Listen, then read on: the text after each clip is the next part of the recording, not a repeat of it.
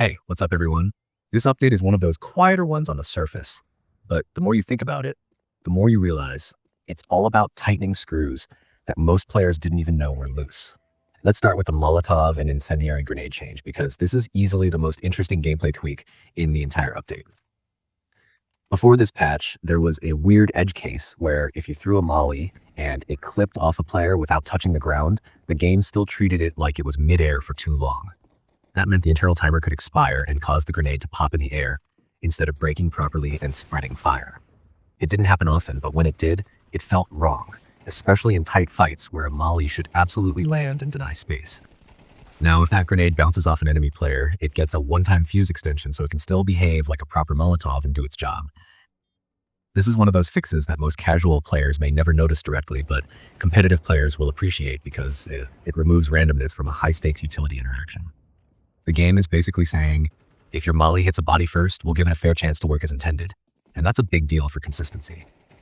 Sound fixes also play a bigger role than people might think. There was a performance issue when running the game without an active sound device, which sounds niche, but it actually affected certain setups, virtual machines, and even some streamer configurations. Any performance bug tied to audio processing is serious because CS relies so heavily on sound cues for positioning and awareness. On top of that, knife sounds got some attention. Knife audio is subtle, but it matters a lot for feedback and timing, especially when you're switching weapons quickly or trying to stay quiet. These kinds of adjustments usually mean Valve noticed mismatches between animation timing and sound playback. And ironing that out helps the game feel more responsive, even if you can't immediately put your finger on why.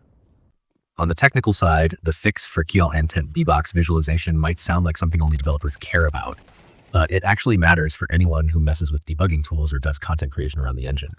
Broken bounding box visuals on certain rigid dynamic entities made it harder to understand collision and interaction zones.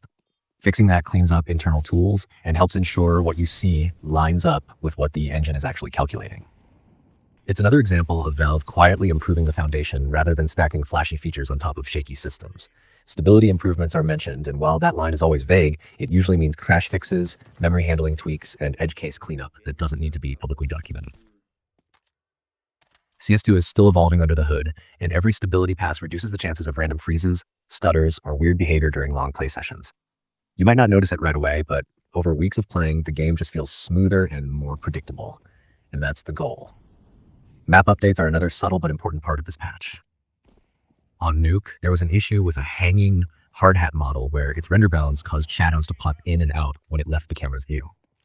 That kind of visual popping can be distracting, especially on a map like Nuke, where lighting and visibility are already complex. Fixing it helps maintain visual consistency and reduces those tiny immersion-breaking moments that add up over time. It also shows attention to detail of light because this is the kind of thing many developers would simply ignore. Community maps, Warden and Sanctum, were updated to their latest workshop versions as well. This matters because it keeps matchmaking and official rotations aligned with what map creators are actively improving. Community mappers iterate fast, and pulling in their latest versions means bug fixes, performance tweaks, and visual improvements reach players sooner instead of sitting in limbo. It also reinforces that Valve is still invested in keeping community content relevant inside the main ecosystem. When you step back and look at the whole update, it's clear this isn't about changing how Counter-Strike is played at a fundamental level. It's about refinement.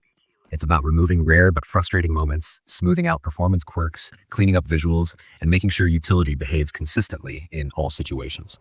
These are the kinds of patches that don't generate hype clips, but they build trust in the game over time. The more predictable and stable the experience becomes, the more players can focus on skill, decision-making, and teamwork instead of fighting the engine. This update, version 21.6571141, is basically Valve doing maintenance on the soul of the game. No noise, no spectacle, just careful adjustments that make everything feel a little more solid the next time you load into a match. And honestly, for a game like Counter-Strike, that's exactly what you want.